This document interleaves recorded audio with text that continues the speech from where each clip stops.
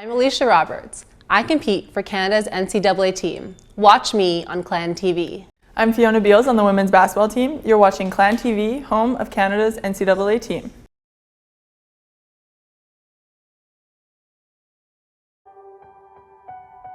Breast cancer is the most common cancer diagnosed among females in Canada, affecting 1 in 9 Canadian women during their lifetime. It impacts mothers, daughters, and sisters, and the risk of getting the disease increases with age. Earlier detection and diagnosis can save lives. And you can reduce your risk of breast cancer by having a balanced diet, being physically active, and drinking less alcohol.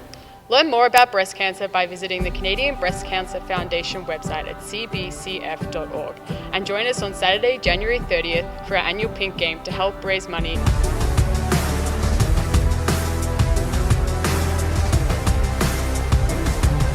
to fight this disease.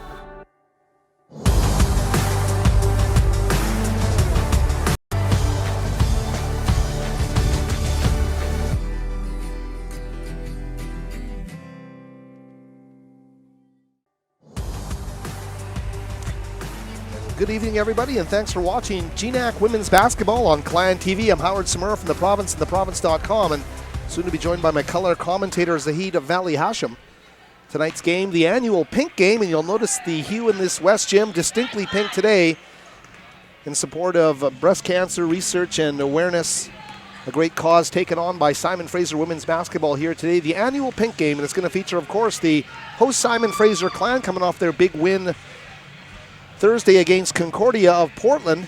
And they will face the visiting Western Oregon Wolves, a Wolves team struggling with 4 straight losses, coming off a one-sided defeat at the hands of Western Washington on Thursday.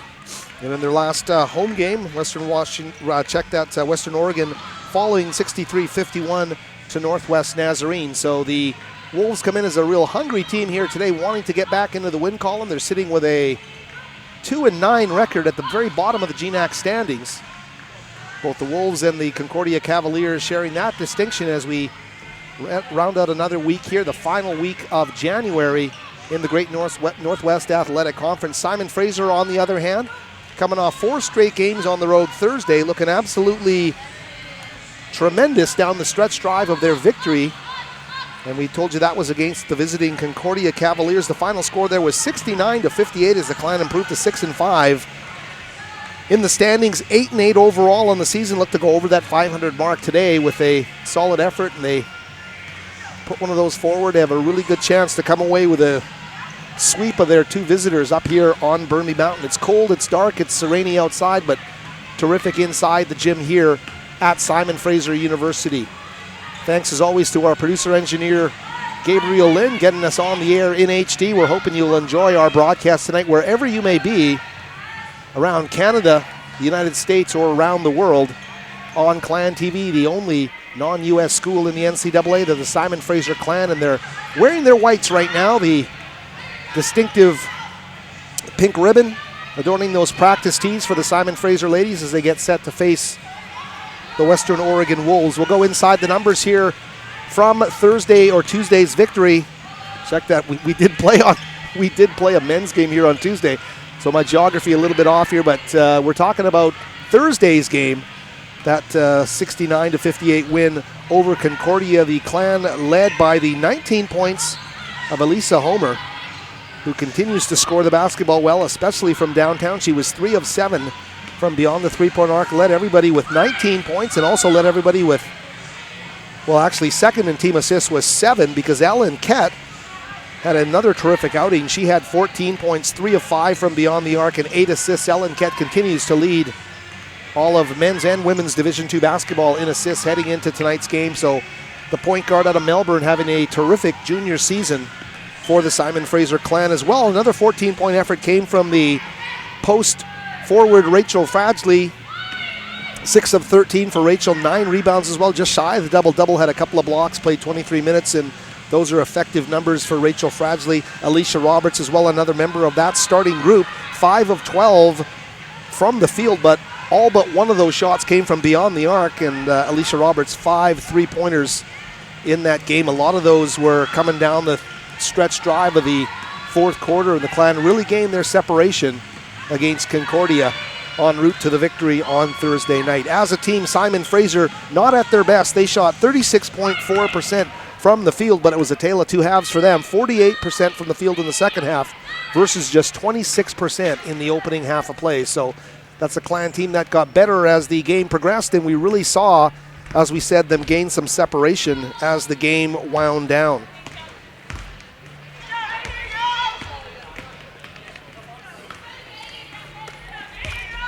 We will get set to take you through those GNAC standings in just a second here. We see them on the screen now, and sitting at the very top, obviously at 10-1, are Alaska Anchorage and Montana State Billings. Western Washington third at 9-2. Central Washington at 7-4. Simon Fraser right there in the thick of the race at 6-5. So this Clan team hoping obviously to make the second half of their season a true difference maker here in the standings, to gain some ground and usurp some of those teams as they try to build a head of steam heading into the GNAC playoffs. And that will be a big job for Simon Fraser. Of course, playing this season without their starting forward, Meg Wilson, who was expected to be the cornerstone of the front court offense this season. Lost to an injury, played just 2 games, and won't be playing for the rest of the season. Our best to Meg, and I think Meg may be joining us at some point. You may be able to catch Meg Wilson. There she is with head coach Bruce Langford. She is sporting the crutches, coming off surgery, and I think will be good and ready to go for next season, when this Clan team will bring in what head coach Bruce Langford calls the best recruiting class in his coaching career. So it's going to be fun to watch tonight as this Simon Fraser Clan team tries to build some momentum up here as January gives way to February in the Great Northwest Athletic Conference. We are set soon to give you the player introductions. What a great shot there we're giving you on Clan TV. Love the pink hue, love the whole theme, and Coach Langford wearing the pink sweater as he walks by our broadcast location here. That pink sweater, actually, nice story behind it. The all-time leading scorer in GNAC history is Erin Chambers, who played her career here at Simon Fraser for Bruce Langford. And that sweater was knitted by Erin Chambers' mother, Sandy. So that's a great kind of legacy that kind of sticks by as we continue here through the officials just coming by to greet us here. But a great story of the family tradition here at Simon Fraser University, and a nice crowd gathering here in the West Gym as the ladies get set for the annual Pink Game. All about raising awareness and fundraising for breast cancer research. The t-shirts today, $15, with the donations going to the Canadian Breast Cancer Foundation. All the research, all the awareness, everything this game promotes is a great thing on the annual Simon Fraser calendar. We're about half a minute away here.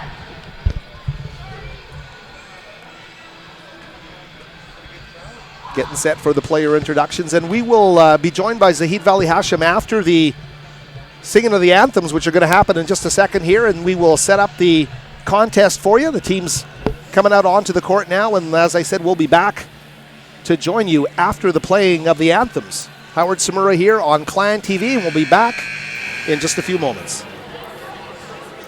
Ladies and gentlemen, and welcome to SFU's West Gymnasium for tonight's game featuring the visiting Western Oregon University Wolves and your Simon Fraser University.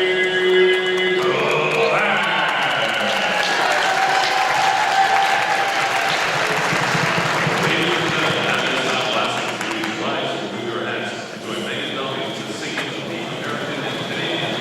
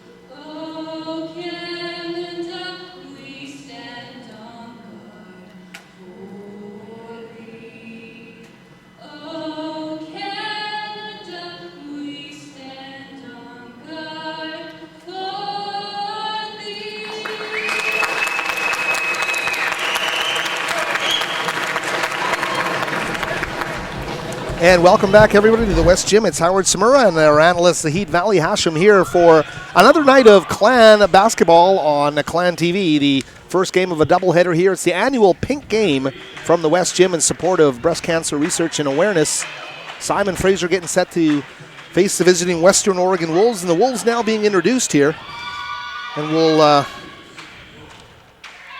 get to those starters as we get closer to tip-off. But Z, great to be with you again, and this Clan team has a great chance to build some momentum off that victory on Thursday. They do. I mean, this is a great opportunity for them. Obviously last game they had a bit of a slow start. The first half kept it close at half, but then obviously opened things up a little bit, especially behind the line, behind the arc from three-point range in the second half to win the game on Thursday night. And Western Oregon coming in here with 3-16 record overall, 2-7 in the conference. So not one of the stronger teams in the GNAC this year. So definitely an opportunity for SFU in front of a great crowd here at the annual pink game to come out hot and and see what they can do. We'll see how the matchups look on the floor, Z, but I do want to get your thoughts on the fact that this Simon Fraser team, maybe wasn't at its best on Thursday, but just because of that prodigious skill it has to shoot the three ball, that they were able to really gain some separation and win a game. What if they're not shooting well? Can they get in trouble? Yeah, and I mean, this is a team that lives and dies by the three, and we've seen that, and that's been for years. Bruce Langford's teams have always been three-point shooting teams, and when it doesn't work for them and it doesn't work for a full game, we've seen them lose because they live and die by that three, and if things don't work out for them, they get into trouble. But I think coming off that four-game road trip, coming back home, and now this is their second straight home game, I think they'll feel a bit more acclimatized and and ready to play today.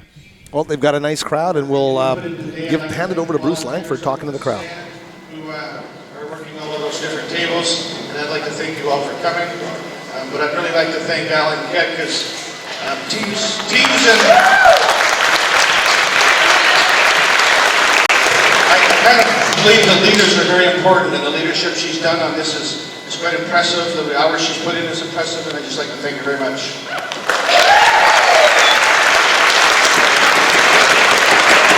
Thank you for coming.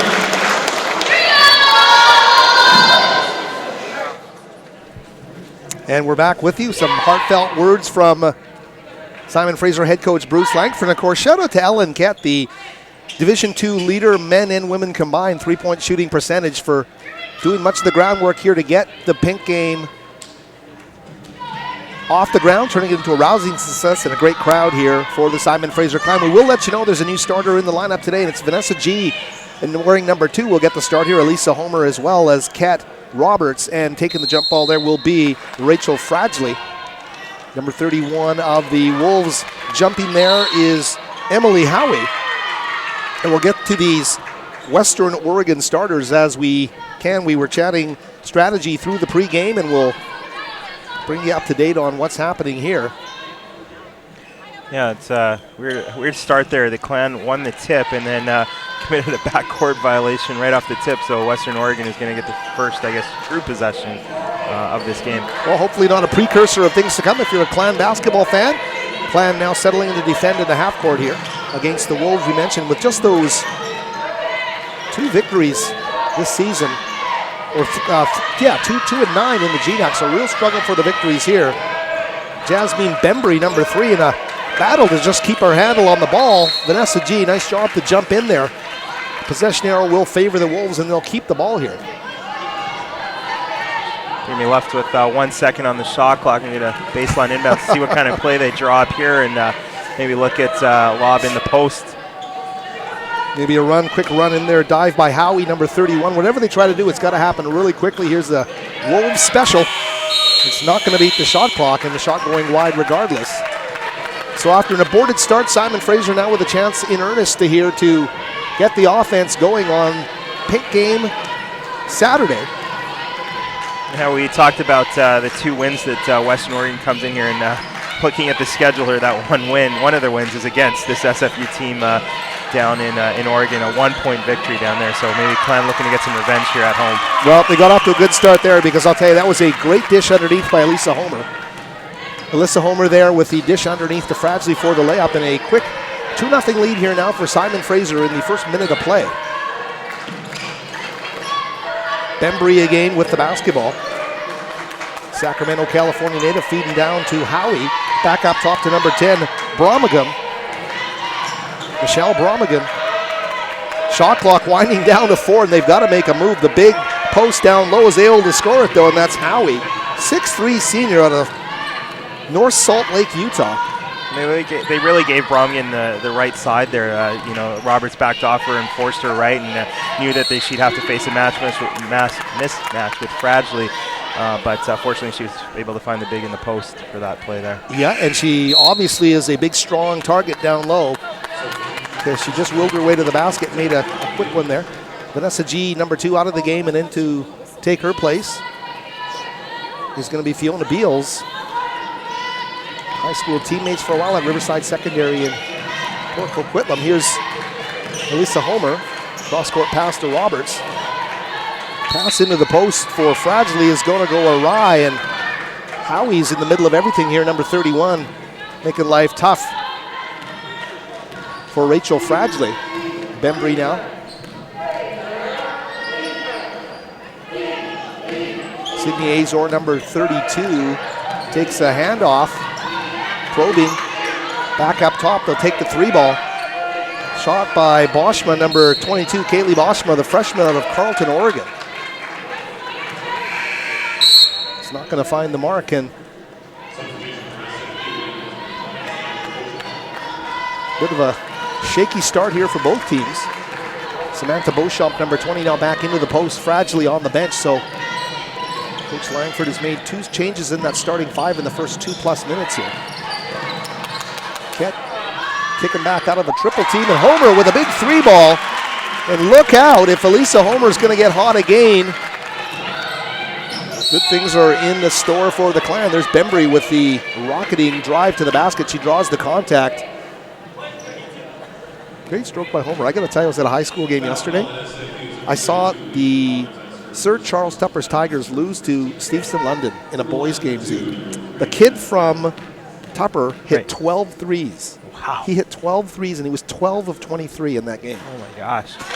And I will say, in covering basketball for 30 years, I've never seen a guy hit 12 threes in a game. It was something to watch. Yeah, especially in a high school game. What was the score there, Howie? Was it? I can't remember the score, but quite a spread? Yeah, well, Tupper lost the game. Even though this kid hit the 12 threes, they still lost by, I believe, 15 points. But it was something to watch this kid. Coach Gurley does a great job there, and obviously he's built a program out of that team over the years, and it's nice to see his players perform like that, at least on an individual basis, although he probably would have appreciated the victory a little bit more if the team won. When the kid finally hit 9, I referenced Elisa Homer of the Clan going 9 of 18 already this season in one game, but he just kept going. Intercepted pass here for the Wolves. They'll take a drive down, and a jumper for 3 is going to go off the back iron there by number 32, Azor, Sydney Azor. Simon Fraser with the 5-4 lead here with 3 minutes into this game.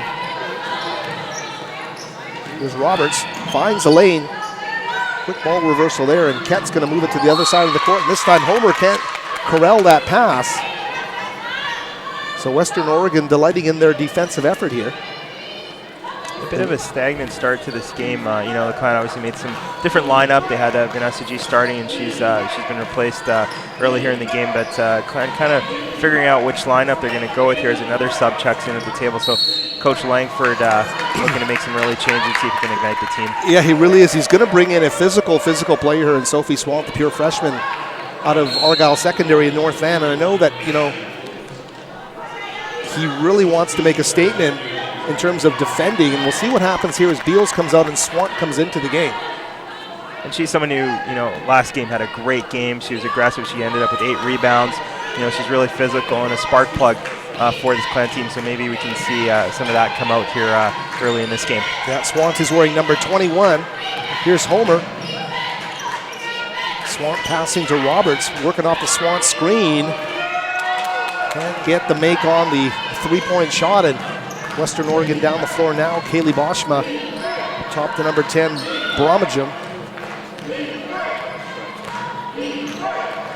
Michelle Bromagem. Skip pass to Howie underneath, and she's going to go off the window, and this time against Sophie Swant, number 21, is checking her lip to see if she's bleeding there, but she took the brunt of it and gets called for the foul. So Emily Howie stepping up to the free throw line. Well, we can see how important Howie's going to be to this team today. Oh yeah, definitely. Like she's a force in the post. And of note here, both bigs are in for SFU at the same time now. Obviously, Coach Langford starting with the smaller line, but now Fradgley and Beauchamp both are in the game here. Yeah, I agree. The two posts and a player who's going to play a lot of minutes at the 4 is in at the 3 now. So you got the big guard too in Homer. So there really is a lot of size there. You're right, as Ket still the engine of this Simon Fraser team, but as big as the Clan are going to get is what you're seeing right on the floor right now. Homer looking for some oxygen here. There she gets it to Swant, the handoff to Ket. 11 on the shot clock for Ellen, keeps her dribble into the paint. Ket's going to heave it like, I call that the sack of potatoes shot. It looks like she's got a sack of potatoes, just throwing them over her shoulder. And it goes for 2, nothing but net. You gotta love it. Ellen Ket makes something out of nothing, and she ties this game at 7.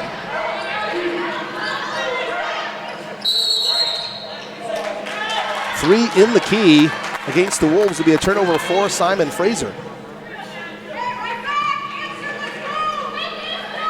These teams know each other. They scouted each other.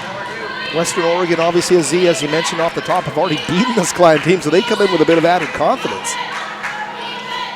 Yeah, and the Clan have something to play for here. They're coming in here with 3 wins on the season overall. Are the Wolves, and the Clan want nothing more than a victory here. Well, great sub by Langford, bringing in Swant. She takes on Ellie Nelke, number 21, her opposite number on the other team, a 5'11 freshman out of West Albany, Oregon. And Swant wins the one-on-one mano-a-mano battle there, I would call it. Because of her strength, she just powers to the hoop. She misses the N1. Sophie Swant effective there, driving to the basket. Natalie DeLong now in the game. 6'2 freshman out of Klamath Falls. There's some depth in the post there for Western Oregon if the freshman can play. Shot clock down to 4. And Ket does it again. What a great job by Ellen sticking with her check and drawing the charge.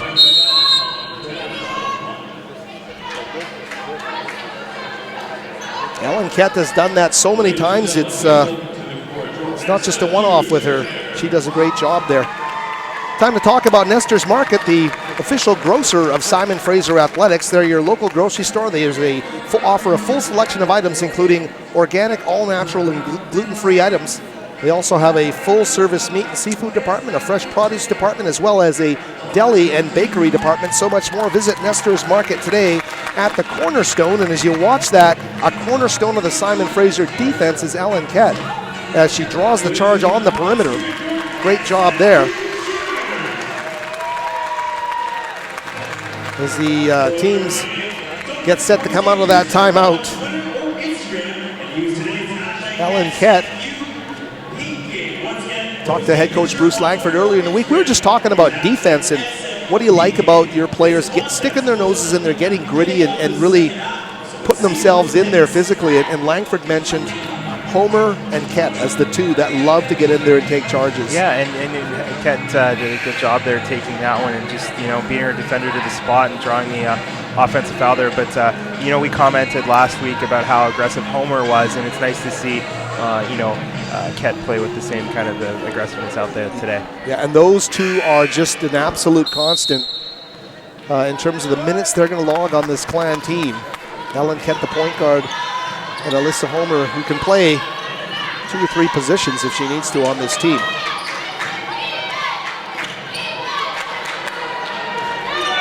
Jumper there, missed by Homer, and the rebound underneath corralled quickly by the Wolves. That was number 21, Ellie Nelke. Running the point now, Bromagin, number 10. She'll go to the freshman, DeLong. Twin post now, the answer from the Clan, because Howie back into the fray here. So jump shot with 6 on the shot clock there is not going to go, but I think the foul is going to go against Homer. So Elisa getting her first foul of the game here, 4:01 left in the opening quarter. This is about as much height as you're going to see in a GTAC game, just across the board. Both these teams answering each other, and Western bringing in the freshman, DeLong. And, you know, Western's a team that can match up in the post in terms of size.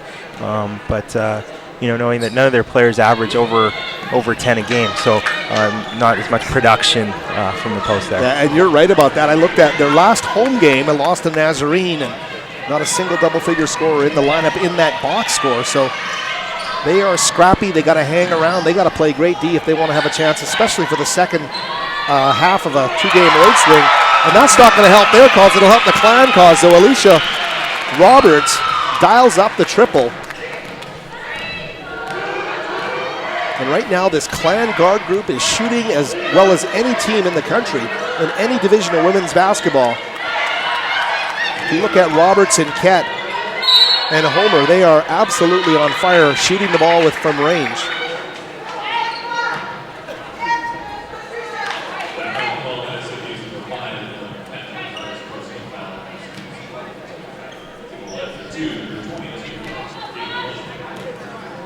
We'll take a look at the Clan replay there. Roberts finding the mark, of course, the transfer out of Pepperdine. And we've remarked about what a tremendous high school career she had at York House in Vancouver. Team playing at the AA level, they elected to go up to AAA in Alicia's senior season. And they reached the Final Four of the BC AAA Girls Championships, and Roberts a leading force on that team. Second free throw is going to rattle in and fall rather for Kaylee Boschma. Mentioned Boschma, a freshman. Here's the junior Kett coming down the floor in full command to Roberts.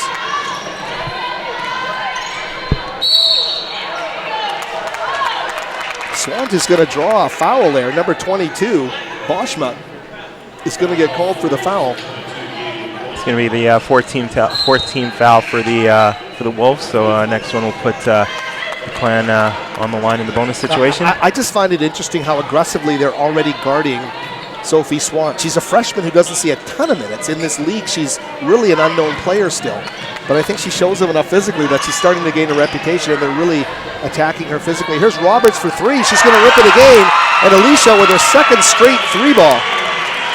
I'm guessing the coaching staff from Western Oregon watched the tape from the other night and saw how well Sophie played and how, you know, she's going to be a factor in this game, and probably maybe change things up and maybe added her on the scouting report. I love to see that respect being paid to the freshman. There's Kett with a nice look at three from the far baseline corner. It's not going to go.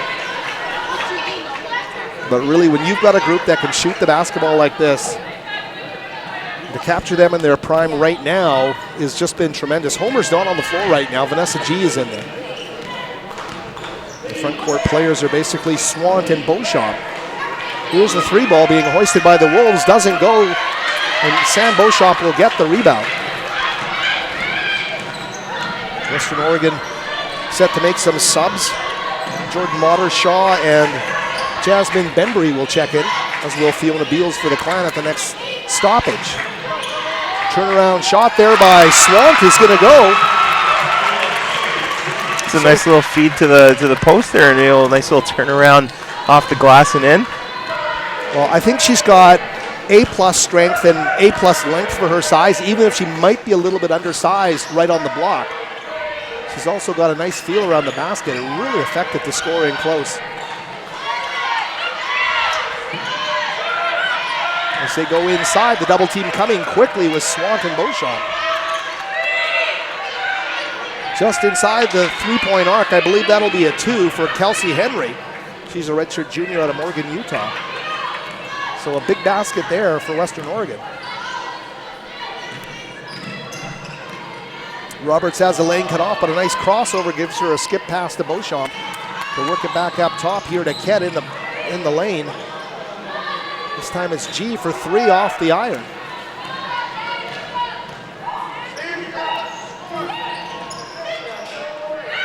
Ooh, and there will be a travel there, I think. Well, actually, they're going to call a foul. Wow, I thought they could have called a travel there. Yeah, sometimes you get into a situation where the defense player forces the travel by a foul. So I think that's what the referees might have seen the travel after, but what caused the travel might have been the foul or the contact on the arm in the move there in the post. Gotcha Z, 20, Samantha Beauchamp.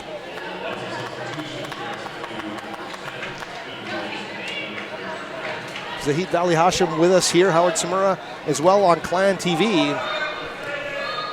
Great to have somebody who knows the basketball stats like Z does, also officiates games, and we've got it all covered here with our analyst on Clan TV. Foul going against Simon Fraser there. The 17-15 our score here for the Clan, and some full court pressure being extended by Western Oregon. Clan very quickly over the stripe to Roberts. Alicia, nice post backup move there in the paint. They'll kick it back out to G. G to Beals, back to G to Roberts for the three. This time off the side of the iron. Western Oregon with a chance to tie or take the lead here. Coming down the floor, they've been scrappy in this first quarter. That's Bembry. She'll feed the post to Jasmine Miller, newly checked into this game. Jasmine Miller in the post, kicking out for the three ball. Bingo, there's a Western Oregon lead with 29 seconds left. And that's number 22, Kaylee Boschma. Yeah, and they left her wide open on that Wow. three. All the action was inside the paint, and she was outside waiting for the kick out and got it and knocked it down. Well run play. Jasmine Miller coming in cold off the bench and pivoting out of the post, making some nice moves in the low block for Western Oregon. Here's Ket driving, going to lose the handle, 4.6 seconds, so a chance for the Wolves. Looks like they're going to keep possession. Might have gone off Western Oregon player there. Check there. Simon Fraser ball, 4.6 seconds left.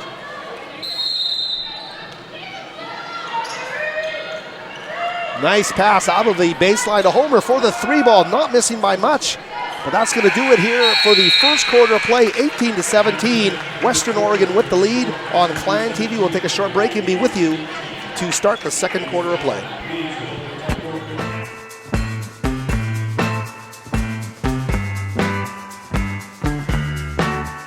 At any given moment at the keg, something special is happening. When I first came to SFU, I thought I knew exactly what I wanted. When I got into my second semester, I suddenly wasn't so sure what I wanted to do anymore. So I started to explore a little bit. Archaeology, communications, history, even kinesiology. And then I decided to go on exchange to France for a year. I was an orientation leader for a year, became a community advisor in residence, helped start a choir. I even took a rowing course. After SFU, I have lots of possibilities of what I could do, but whatever I do, I know I'll be ready for it.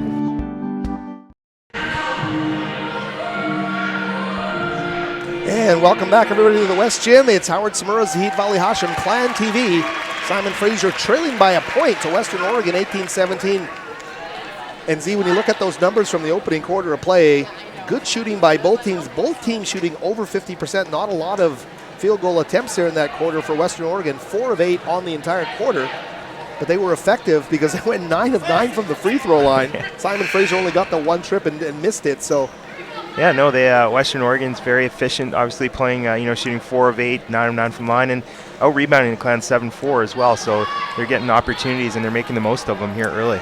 Well, we'll see if Simon Fraser can put together some stops and get that offense going more, perhaps looking to score more in the paint here to balance out that offense. The entry pass so down low to Fradley goes off the fingertips. And it's being pinballed in the backcourt by the Wolves. Bembry, though, now in control over the half-court stripe. Jasmine's pass to Miller, number 2. Nice moves by Miller, and she's going to score the basketball. She's been a bit of a wild card since she's come into this game. Yeah, she has. She's been a bit of a spark coming in, and nice move there, turning around and getting the layup. You just wonder how much they knew about her. She is a 5'11" player. Here's Ket, finds a lane, little shot off the hip. Ellen brings it up off the hip and goes off the window. And I love that move from Ket because a lot of teams respect her for her three-point shooting, and in that situation they expect the three, and there she was just able to fake out her defender, beat her, and drive to the lane for the 2. That's all about just having a great feel from Ellen Kent. You're right, Z. I love the fact that she can just bring up that shot right off the hip. So inbounding now for Western Oregon. Jordan Modershaw, number 11, on the far side of the floor. Jasmine Bembry, number 32, Sydney Azor.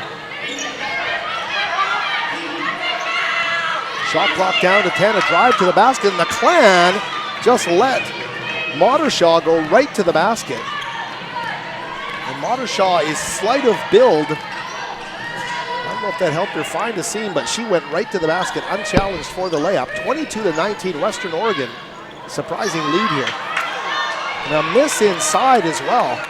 The Clan get the offensive rebound. There's a three ball put up by Homer. We talked about this, Z, off the top. If their three-point shooting's not going to fall, they could find themselves in a bit of a pickle. Yeah, and they're 3 for 10 right now, so not off to the hottest start from three. But you know, we've seen them being able to turn around in the second half, and you know, in the game the other night. So we'll see if they can maybe get that kickstart a little bit earlier tonight. Well, Modershaw, we saw her go right to the rim this time. She has similar ideas. She's in a horrible position to shoot the basketball underneath, but she somehow gets Alicia Roberts to commit underneath, and you got to credit Modershaw for that move.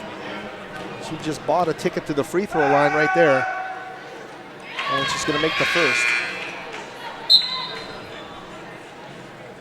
And the Clan, they seem to be struggling with finding the right fix or right mix of players on the floors. We've seen a lot of substitutions, more so than we see in other games. But you know, Coach Langford obviously trying to find the right matchup and see what works against this Western Oregon, very determined Western Oregon squad. And you're right, because it's not big for big; it's big for little a lot of the times when they make these changes. So they're looking for their identity tonight. Homer's got one as a three-point shooter, but she misses there. The rebound gobbled up by the Wolves, number 32, Sydney Azor. Yeah, and the Clan's got to be careful. They might have to look at maybe looking at other ways to score here before this lead widens from the 5-point lead it is right now. Well, there's Modershaw getting rejected by Beauchamp. Kent quickly down the floor. Modershaw has had success, 2 straight trips, and went a little too far there trying to score against the much taller Beauchamp.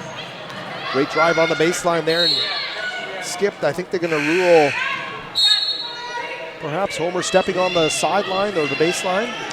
It looks like it might have deflected off Western Oregon players, so Clan are going to keep possession here on the baseline.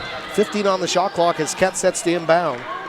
She'll go way up top to Homer. She's going to put up an NBA 3 here, go off the front of the iron. And the rebound grabbed there by Henry. Little head fake there on the baseline. Nice move to the basket, off the window, and again. I think Coach Langford's going to need maybe a timeout here to regroup here. And yeah, of course he does call the timeout. Yeah, there's just a lack of cohesion defensively, and really 26-19. Western Oregon has come out with a great start here in the second quarter. Play immediate timeout on the floor. We'll take a short timeout as well here on Clan TV, and we'll be back with more from in the second quarter.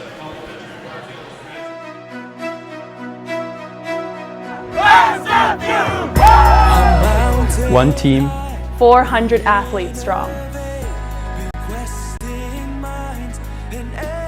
we sing not one, but 2 national anthems.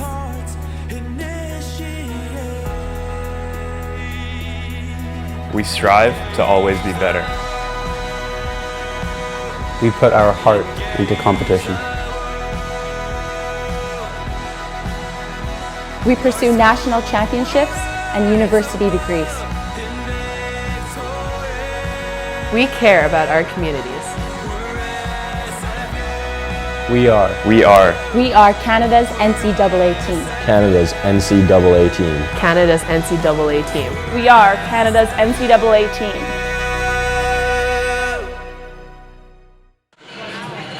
And welcome back, everybody. It's Clan TV here from the West Gym. Howard Samura, Zahid Vali Hashim. Time to let you know about the Simon Hotel. You can take your next hotel stay to new heights at the Simon Hotel, located on the SFU Burnaby campus. In addition to the breathtaking views from one of the Lower Mainland's highest hotels, guests will receive complimentary parking access to SFU's fitness center and pool and discounted rates at the dining hall. So visit their website at sfu.ca/stay here. And as we get back to live action, it's Ellen Kett See what this Clan team is going to be all about as they come out of a timeout. Homer. Fragilely now. Rachel faces the basket, backs in her opponent, but gets the ball swatted away, gets it back, and they'll do a little ball movement here with 7 on the shot clock. Ken at the elbow, cross-court pass, Fragilely from 18. Not going to happen there in Western Oregon.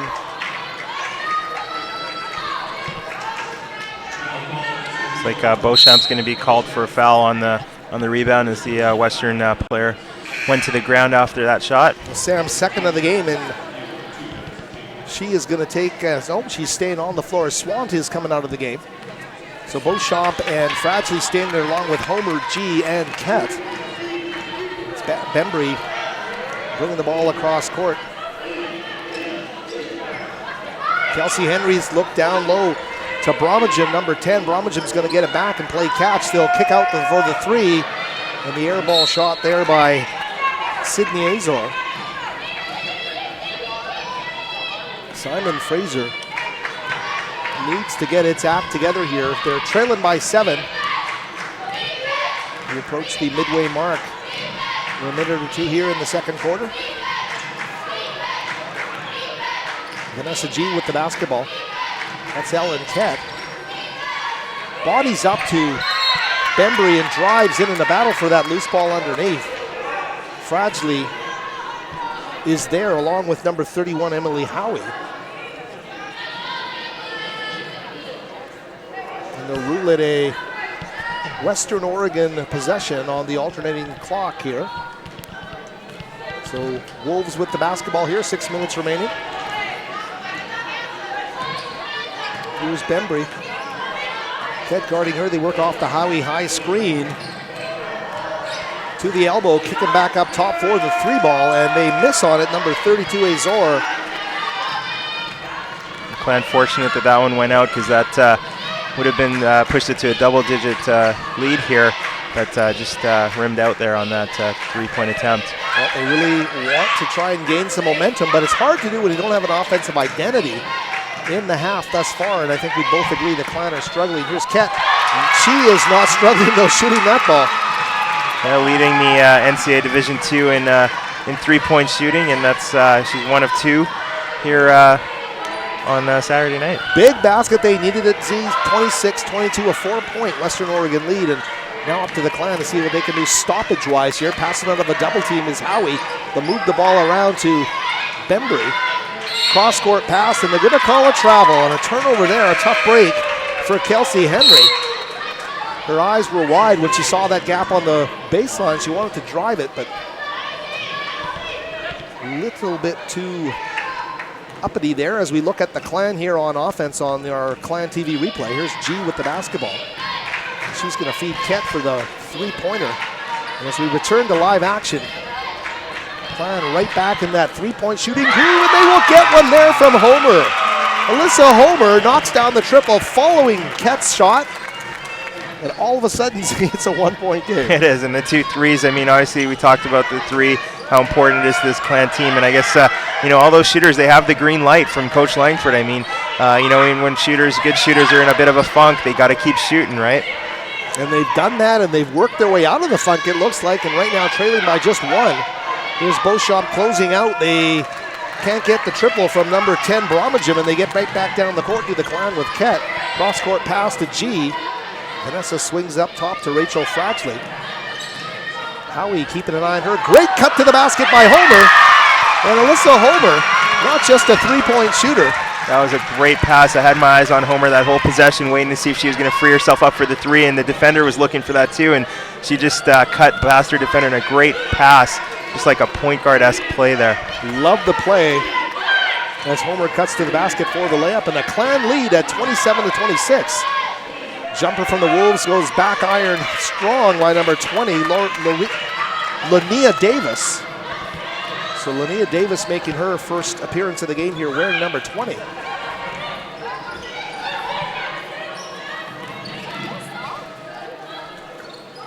In the post now to Fragilely.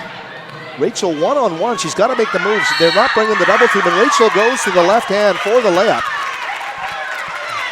Count the basket, give her the N1 opportunity, and that's a big-time play when you can get Rachel Fradgley's confidence up by getting a basket on a one-on-one move and you can draw a foul and it goes against Howie, number 31, I think you're doing something good. Oh, absolutely. And she's a force in the post, and it's nice to get her that look, build some confidence for her, and obviously, force Western to commit a foul in the post, which kind of maybe opens up things in terms of a size mismatch going forward for the last 3 minutes. Fradgley completes the three-point play, and let's look at the last 4 Clan hoops. Back-to-back threes by Ken and Homer, then the great cut by Homer in the paint. And then Fradgley one-on-one against Howie with a great move in the N1 completed. So Clan on a roll here with 3:10 left in the opening half of play. Davis, number 20. They're going to move it around the perimeter. They get a short little jumper on the baseline. They'll get that one to fall. And that's number 21, Ellie Nelke. 2-point game here at 30-28. Homer up and under and too strong off the back iron. The rebound there scooped up by number 42, DeLong. Davis back up top to number 10, Bromagem. Vanessa G guarding her. They'll feed DeLong 17 feet from the basket. Simon playing some great defense here, but they get that entry down low, and a tough miss there. Ran it well, but DeLong couldn't get the finish. Yeah, and they noticed the mismatch there. We had G guarding the post player for Western Oregon, but unfortunately she wasn't able to finish that play. So Simon Fraser now with a chance to build on their 2-point lead here. Again, one-on-one, the help's not going to come. This time, perhaps Fradgley rushing it a bit. Didn't see the pivot there and the move to put her back square to the basket.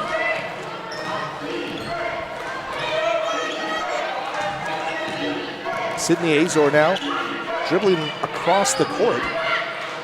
DeLong, high-low underneath. They're going to find the connection underneath, and that's Ellie Nelke. She moved to a great spot on the floor. She moved to spot, and DeLong was able to recognize that and find her open right under the basket. Good big-to-big passing down low for Western Oregon. Yeah, they're doing what they have to do. They're a scrappy group here. They're not a high-scoring team, but they're hanging around 30-30. There's Ket getting her shot blocked, and you're not going to see that happen too often. Something definitely got in the way of Gatlin Ket's jumper there. Davis with the basketball. This time Ket's going to deflect it away, and she's extended the defense well beyond the three-point arc. Davis, high post to DeLong. Shot clock down to 6 now. They'll enter to the high post. Kick to the baseline. They want the best shot they can, but they're not going to get the shot off. Not enough decisiveness, and I've noticed that with number 20, Davis. The 5'7" junior just doesn't dribble with enough purpose out there sometimes. I don't mean it as criticism, but maybe needs to be a bit more purposeful with her dribble on the floor. So that brought the Clan bench up off its feet. Great job defensively to get the shot clock violation. Here's Ket coming across half court.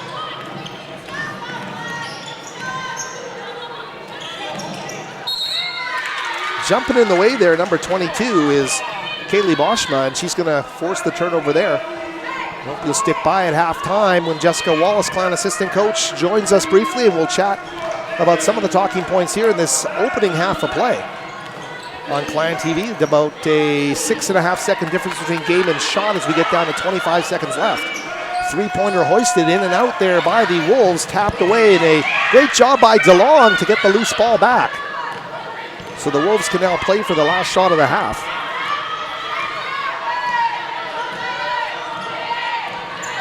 Bromagem with the ball, dribbling the ball and the clock down to 6 seconds. They got to make their move here. They couldn't get the shot off in time last time. This time a shot with 0.4 of a second remaining in the half. And I believe that's Modershaw. Ellie Nelke, yeah. Ellie Nelke, correction, with the basket to make it 32-30 at the half. So Western Oregon hits a big shot there, and they're able to make something happen.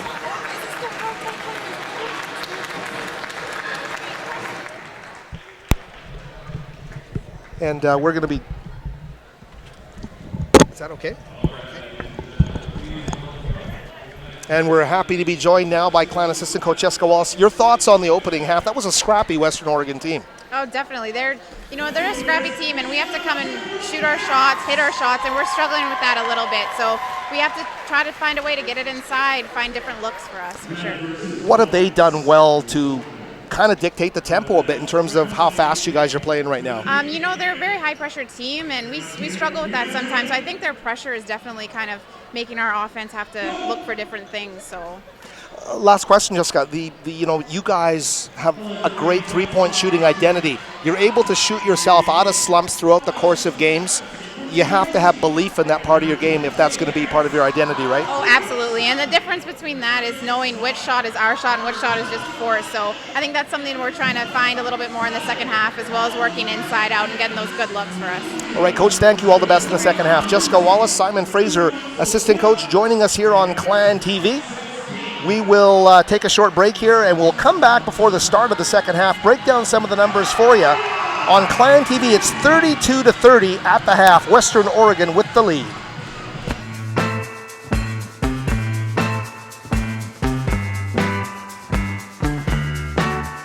At any given moment at the keg, something special is happening. It's on us to stop sexual violence. We are Canada's NCAA team. With 400 student athletes in 17 sports. Together, we can end sexual violence at SFU. To look out for each other. And not look the other way. To get a friend home safe. To not blame the victim. It's on us. It's on us. To speak up. To step in. To support those who need it. To be a part of the solution, not the problem. It's on me, it's on you, it's on us. Because consent matters. Because consent matters. Because consent matters. Because consent matters. Because consent matters. Learn more about how you can contribute to a culture of zero tolerance towards sexual violence at SFU by visiting sfu.ca/sexual assault. Because together, we can make a difference.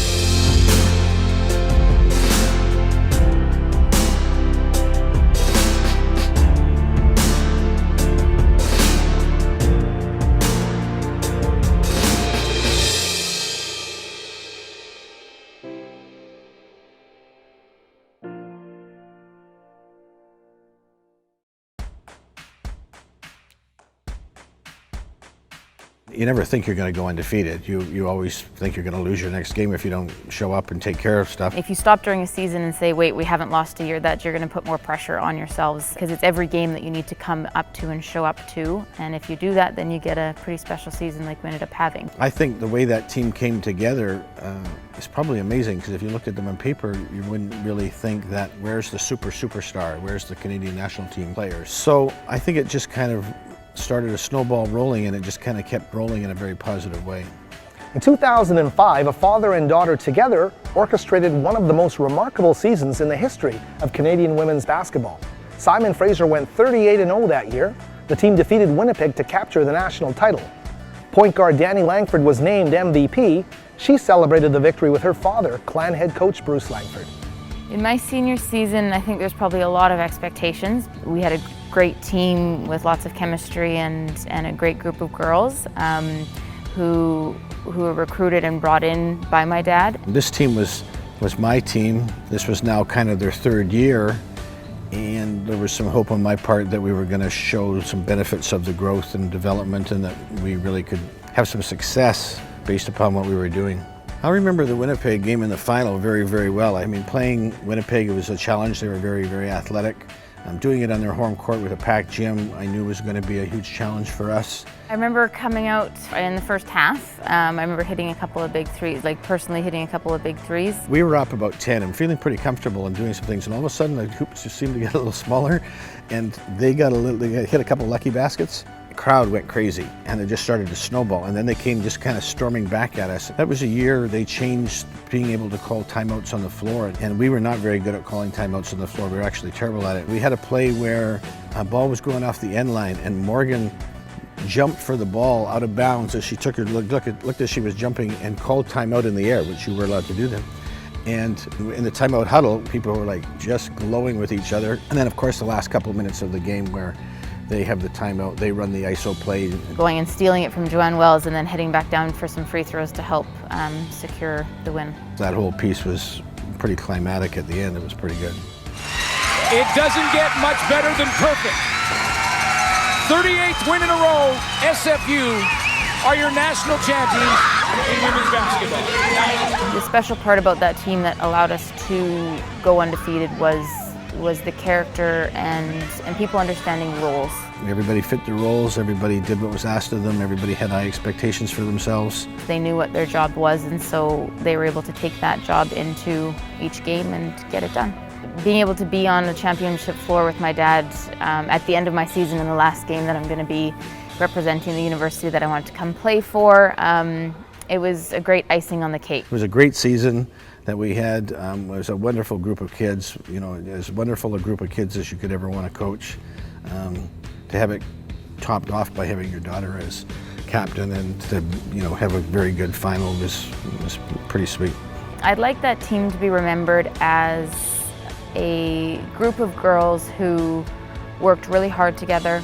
We were better than the sum of our parts. Like together we had really good synergy, and playing together we became a historic team that did some pretty special things. What about you personally? How would you like to be remembered? That makes me teary for some reason. I guess somebody that cared a lot about a university, that came to a university seeing it as a young child, and came here and worked her butt off to do the best she could while she was here and represent it well. And when I was playing, a leader who cared about their team quite a bit and tried to make people around them the best they could be when they were in whatever situation they were in, I guess. I hope I had an influence on the generations behind. Hopefully I influenced some short little girls' view on basketball and saying that, yeah, you can do it and you can come play and have a good season and career.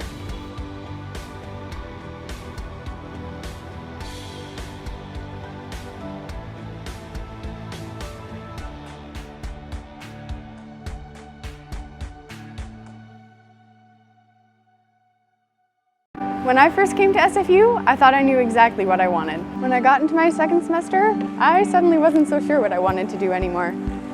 So I started to explore a little bit. Archaeology, communications, history, even kinesiology. And then I decided to go on exchange to France for a year. I was an orientation leader for a year, became a community advisor in residence, helped start a choir, I even took a rowing course. After SFU, I have lots of possibilities of what I could do, but whatever I do, I know I'll be ready for it. This is Helen Yan of the volleyball team, and you're watching Clan TV, home of Canada's NCAA team. Hi, I'm Christian Berger from the football team. You're watching Clan TV, home of Canada's NCAA team.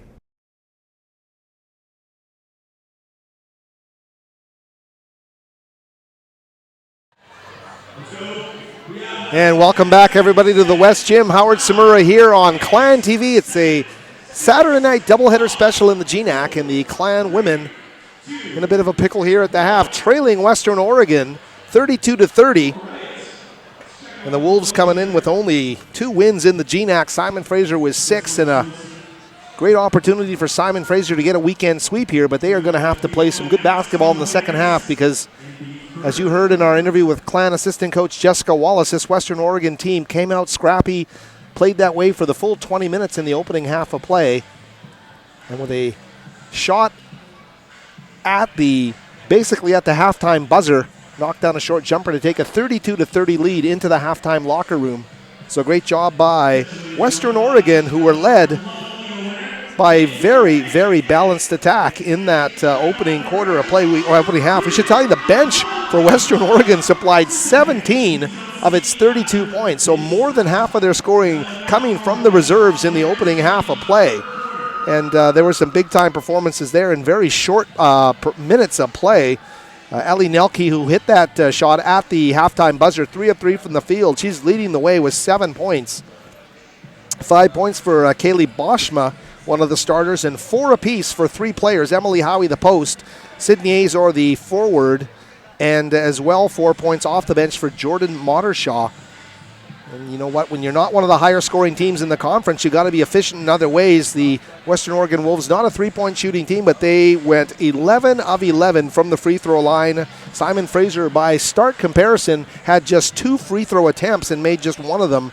12 of 27, 44% from the field. The top shooters for the Clan: 8 points for Elisa Homer, 7 for Ellen Kett, 6 for Alicia Roberts, 5 for Rachel Fragile, and 4 off the bench for Sophie Swant, who was 2 for 2 from the field. So that will be the scoring for the Simon Fraser Clan, as the Clan ladies now back onto the floor, and we're going to hope to get Simon Fraser injured forward Meg Wilson to join us here courtside. Hopefully we can. And if we can get Meg, we'll talk a bit about the pink game and about how she's coping with a season-long injury. It hasn't been fun for her. So hopefully we can get her to come by here for an interview. We'll continue to wave and try and get her attention. And so Meg Wilson is going to make her way down. She's played in 2 games this season. And it's been a tough one for Meg. How are you, Meg? Good to see you. Let's just look straight ahead at the camera right over here, and we'll just get a chance to ask you, first off, if you could just get in a bit closer for our microphone here. The pink game is such an important thing, and you've been here a number of years now. It's an annual event. What does it mean to you and to the team? It's a huge event every year, and we always look forward to it. All of the team has put in a lot of effort to get it ready tonight, especially Ellen organizing it, so it's just exciting to have another pink game. I guess a contrast for you is sitting on the bench and watching when you're such an intense competitor, and we've all seen that on the floor from you over the seasons. How tough has this been, just 2 games into your season, getting hurt and having to watch? It's definitely been tough. There's been some hard moments, but I'm just here doing the best I can, encouraging our teammates, and I'm excited for next year already. What are you seeing differently, or is there anything to... I know there probably isn't a real silver lining to have to sit, but what are you kind of seeing differently about the way you're watching the game? Are you learning anything in this 1 year you've got to sit out? Yeah, I'm definitely learning a lot, and I think our team is learning a lot. They're looking to attack more for themselves. A lot of people haven't had that role before on this team, so I think it's a huge growing year for us, and they're handling it really well. Can you talk about what you're able to give Sam Beauchamp and Ellen Fragile, two forwards, 2 front court players, just in terms of wisdom, advice, being a friend, calming them down, all that kind of stuff? Have you been able to kind of help those 2 out?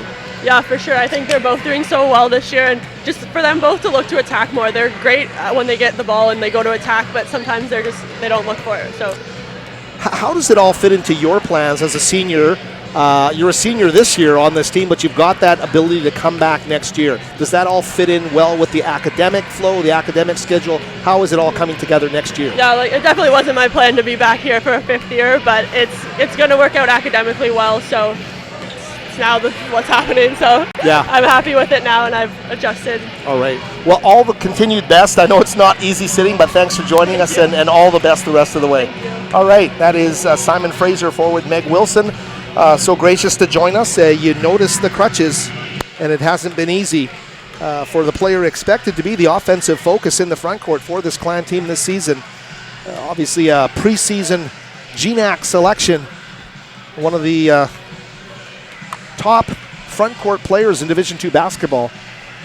So she's sitting out the rest of this season, and you saw the crutches, so clearly, and it's an injury that I think flew under the radar a bit, because many of the opposing teams, their coaching staffs would come in here and say, well, where's Meg Wilson? Well, no, we've got to tell her she's not playing this year. You'll see her tonight, but she's going to be on crutches. So all our best to Meg for a full recovery, and boy, I'm looking forward as we look at some of the scenes around the West Gym, face painting, all the rest here on Pink Night.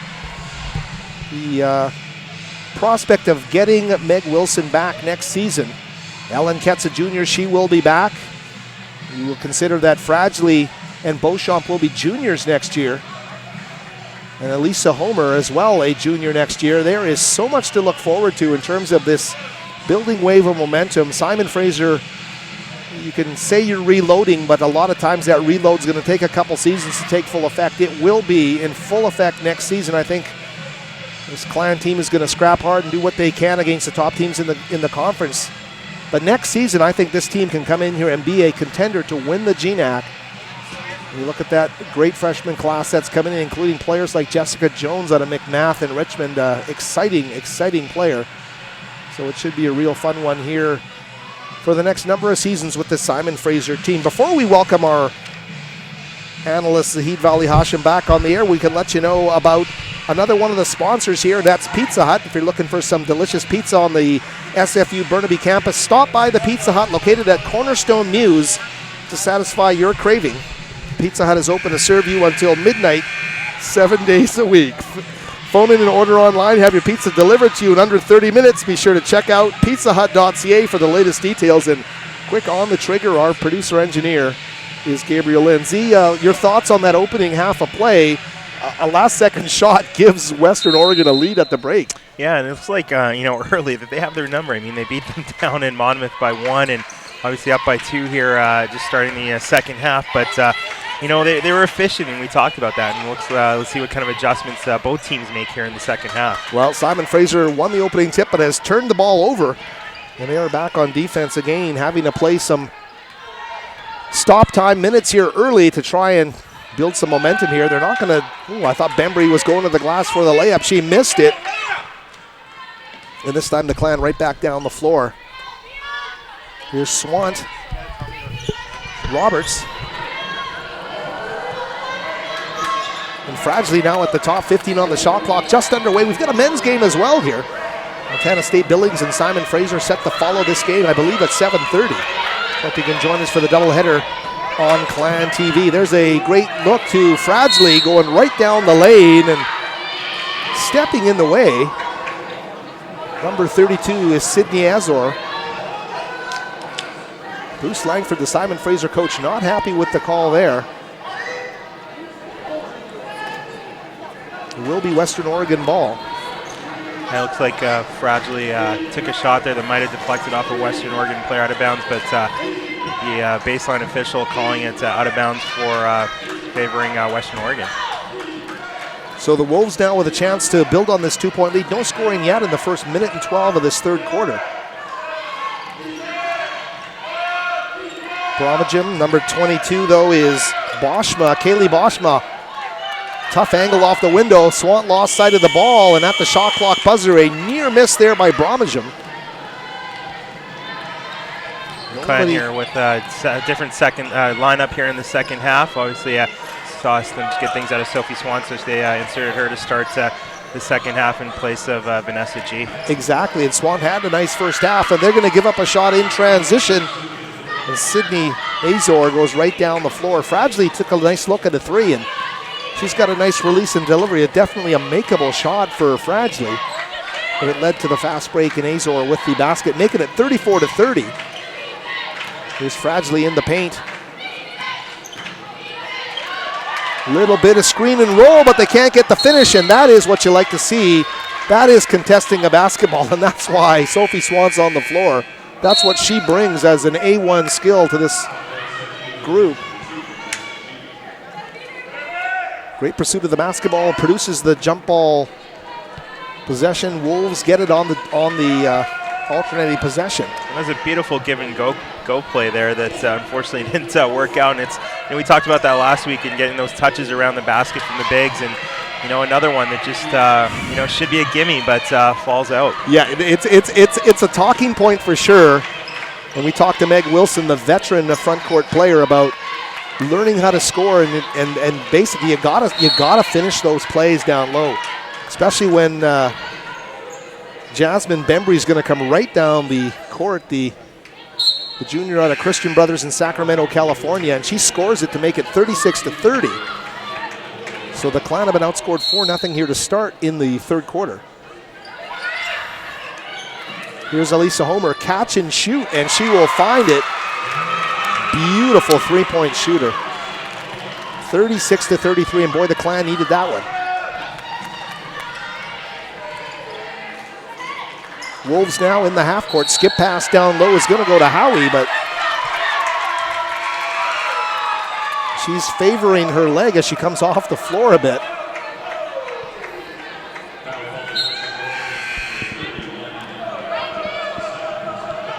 Another offensive foul that the Clan were able to draw, and we've seen them do that quite a bit the last couple games. I know Coach Langford is really pleased with that, and he's commented to me it's that's a stat that he'd love to see tracked on a box score because he feels his girls do a really good job at that. Well, I think those stats should be kept. There's great take by Roberts to the basket. And Simon Fraser putting it on the deck and not relying on their jump shooting game as much here. There's G defending as Jasmine Miller backed her down in the paint. So Vanessa G picking up the foul there, and it looks like she's going to come out quickly. And we look at that last basket there. Great take to the rack by Alicia Roberts. So Beals and G on real short leashes here. Tough for them to find a rhythm. They often spell each other. There's Fiona guarding, and she's going to cause the turnover, the travel called against Sydney Azar.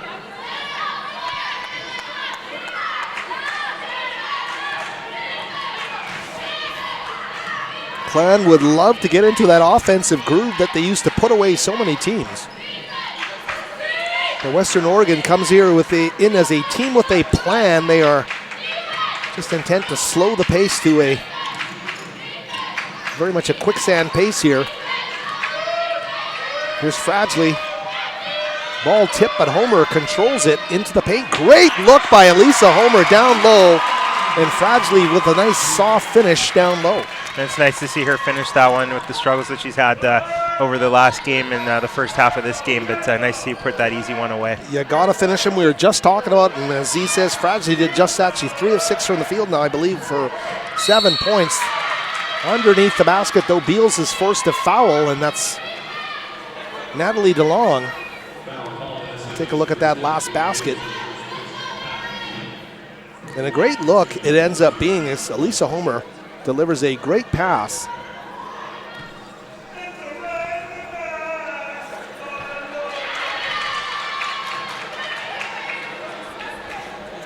Well, we did not get a look at it on that play. Apologies to our viewing audience there. We'll get you back to the main action on the court as DeLong knocks down the free throw. I promise you that was a nice pass. And here is Homer now, number 4, quickly to Vanessa G. Oh, check that Fiona Beals. Clan with a small lineup on the floor surrounding Fradgley. And there is Homer crashing to the floor. And the foul being called against Western Oregon. Love that as you look at the Clan TV replay. Homer crashing over the baseline. The three-pointer being put up there by Roberts off the iron. But a good part of the resume of Elisa Homer is that kind of throwing herself into the midst of everything in front of her. And she's battled a ton of minor little injuries this year. She had the eye issue. She's had the knee tweaked a couple times. And she's playing through it all. Yeah. That's what we love to see. And, she's definitely... Yeah, she is a real competitor. And another offensive foul on Western Oregon. On Ket, again, an excellent defensive position, able to draw that foul. Wow, and Ket must do that 2 to 3 times a game.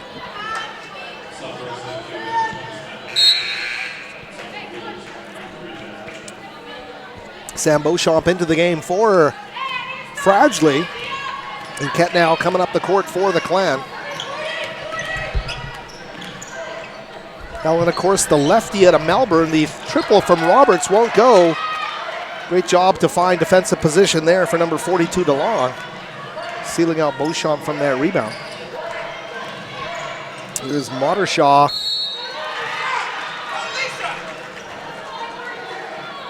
Mottershaw, a real savvy player. I believe that's the second foul that Alicia's taken on Mottershaw today. Timeout on the floor, and we will stay with you over this timeout and let you know about some of the other sponsors that help us put Clan TV on the air. One of them is going to be White Spot. It's a proud supporter of SFU athletics, from cheering on the sidelines to providing award-winning burgers to fuel athletes and fans before or after a game. White Spot has your back. To find a White Spot location near you, visit whitespot.ca. And as you can see from the great camera angles we're getting here around the West Gym, what a terrific turnout here for the pink game. The theme of the day, the color, it's everywhere here in the building, and a lot of activities for the kids. It's a terrific environment to watch collegiate basketball, and the Simon Fraser clan doing a great job of putting on a terrific evening. There's silent auctions happening. There's a food and beverage areas here in the building. Opportunity to, I just had a cupcake with the pink ribbon delivered to me from SFU Sports Information Director Steve Frost. A real nice touch on that day. We're going to let our color man, Zahid Vali Hashim, know. Z, you're allowed to chew your cupcake here. Oh, I was trying to enjoy the time out here and see if I can get away with one. Great environment here. The clan, though, really need to up the performance, because they're trailing by one here right now as Modershaw misses the first free throw.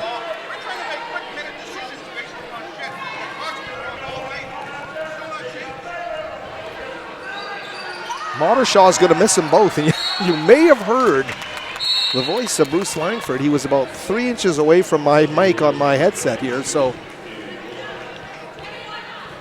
you can understand the emotion from both coaches in this basketball game. The GNAC is a short, compact schedule where games are especially meaningful. And both Bruce Langford and Holly Howard Carpenter fully invested here in this one-point game. Great take to the basket there by Fiona Beals. Fiona's going to get to the free throw line, and see, there's an opportunity for secondary scoring to really step up and make a difference here. It's such a low-scoring game. Nobody's really in a rhythm. And on both teams. I mean, we've talked about Western Oregon doesn't come in with any player averaging over 10 minutes, and looking at the stats here, 10 points, and no one has double-digit scoring for Western Oregon. And obviously Homer with leading the clan, or leading all players with 11. But definitely an opportunity in this game for other players to step up and find some scoring from players that aren't the ones who usually fill the box score. Well, Beals missed the second.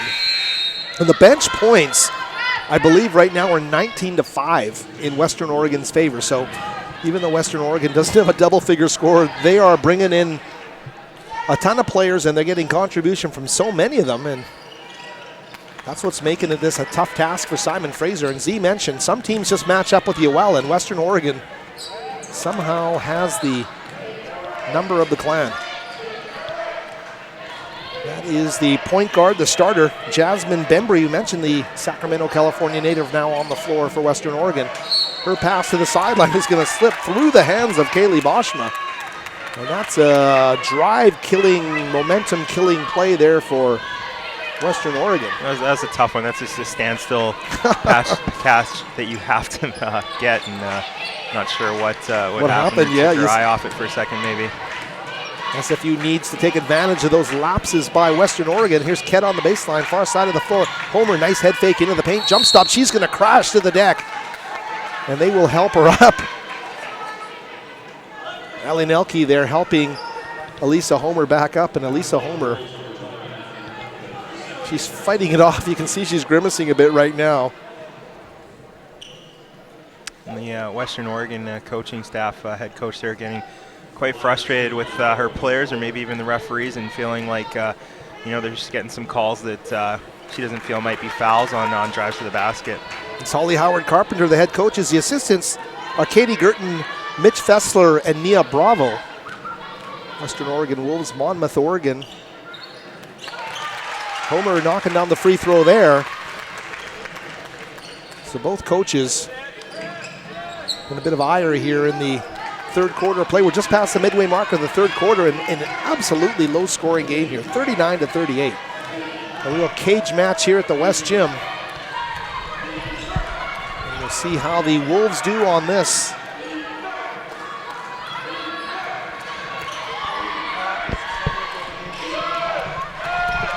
Of course, the Wolves were absolutely suffocated by Western Washington, and as producer-engineer Gabe Lynn points out, Western Oregon just a point away from matching and surpassing what they were able to do in Bellingham, so they have come to play tonight. And they're right in this basketball game. Climb with a 1-point lead. Homer, little head fake drive, and Bembry cuts her off on the baseline.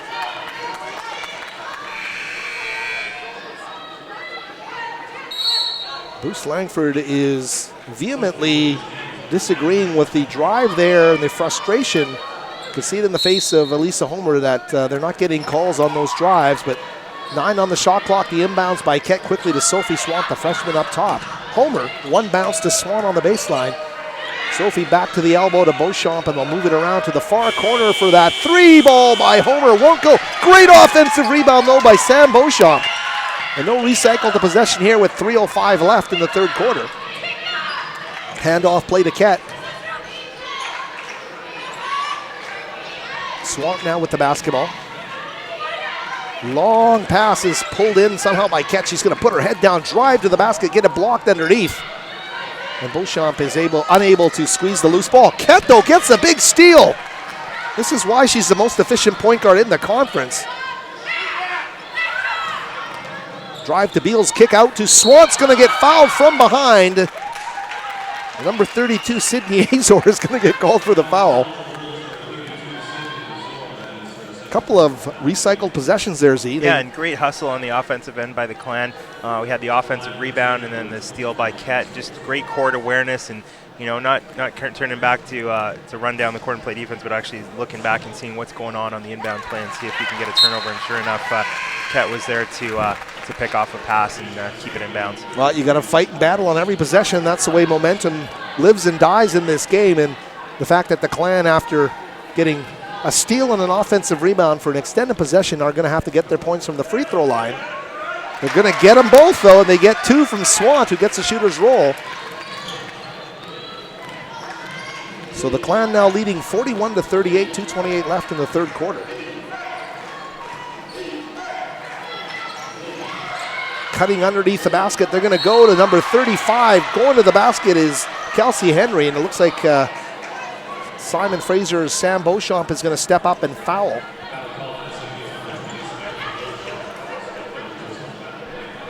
So 41-38, but the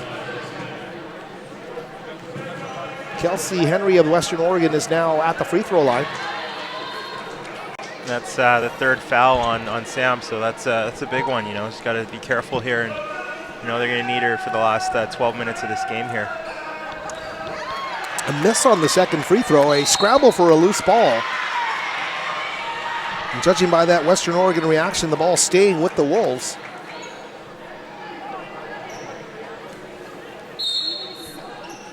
Azor set to inbound. Move it up top to Bromagem.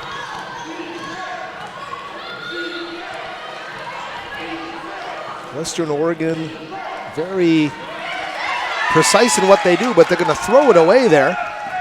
Kett's going to get another steal. Swant. Cross-court pass to Homer. Sophie with a 3 is going to go off the back iron, and Bromagem with the rebound. The whistle blew there. Timeout on the floor. 41-39 the score here with the Clan with a lead. We're going to stay with you through this timeout. Of course, talk to you about the men's game that will follow. Simon Fraser, of course, struggling to find that first victory in the GNAC conference this season under first-year head coach Virgil Hill. The Clan men coming in with a overall record of 1-16. That one win, I believe, coming against Douglas College. They're 0-8 on the road, and they're 0-11 in the GNAC conference. So it's a tough battle for them as they play host to Montana State Billings. The game set to tip off here on Clan TV at 7:30.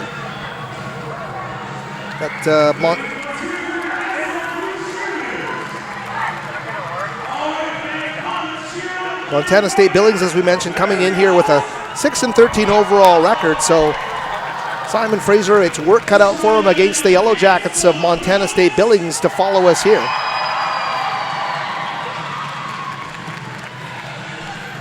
We get back to action here with 1:46 left.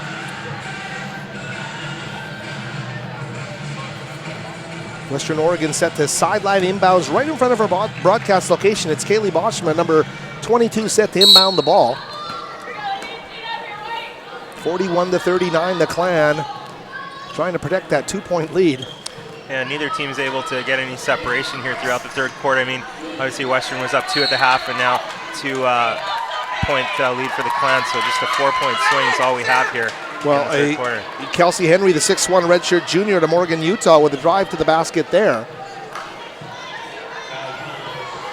Sophie Swant, when you're seeing it, when you see that as a pure freshman, you just have an idea that even by her sophomore years, she's just going to be a maniacal rebounder.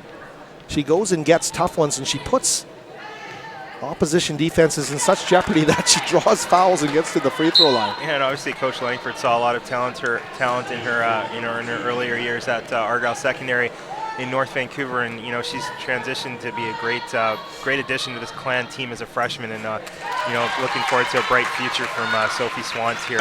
And I'll tell you, Argyle did not have the greatest team in the world last year, as Sophie was such a huge part of that team. She did everything on that team. Yeah, and that's going to help a player at this level because she's used to playing different positions, kind of playing different roles on a team that particularly isn't very strong. So it's good for her in terms of her ability to adapt to different styles of play here in the big leagues for her. And let's talk about Sam Beauchamp. You mentioned 3 fouls. You mentioned Sam's got to play with caution. Nice block by a sophomore with 3 fouls. That is, and that was a risky play going for that, but it was a clean block, and with that length and that reach, she was able to just stuff her opponent and get the out of bounds play here. Yeah, the former Holy Cross Crusader Sam Beauchamp with a great block there. 8 on the shot clock because of the block for Western Oregon. They've got to get something going quickly here. They feed the post. The turnaround move is going to go quickly. And that's number 31, Emily Howie, the starting post, finding a way to score it 42-41. We remain in just a dead heat here. So I'm looking forward in the final minute of the third quarter.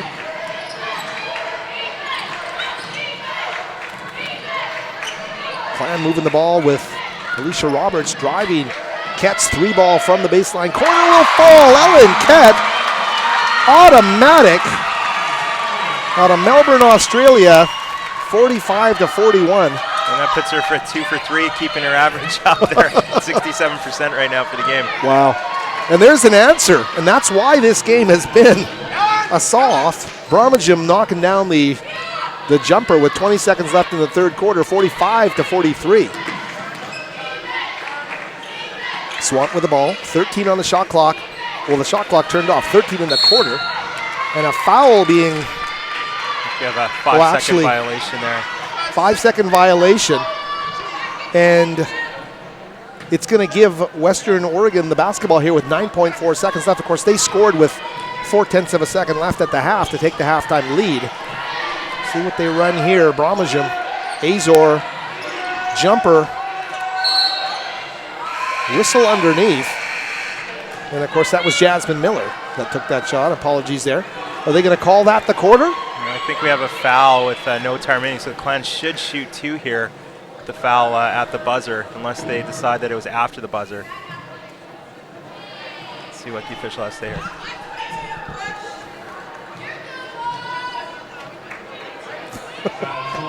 The comments of Holly Howard Carpenter. She's that athletic?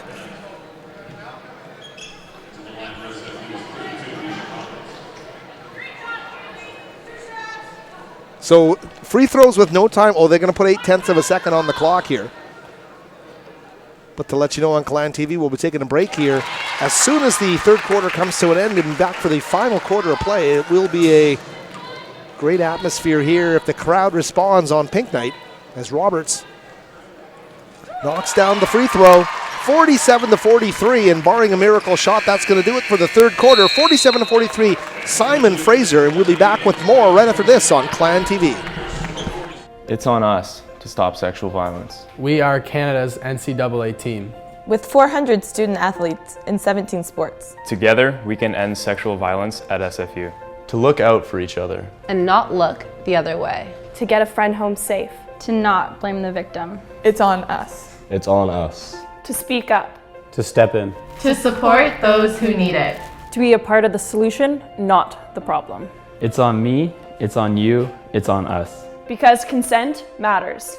Because consent matters. Because consent matters. Because consent matters. Because consent matters. Learn more about how you can contribute to a culture of zero tolerance towards sexual violence at SFU by visiting sfu.ca/sexual assault. Because together, we can make a difference.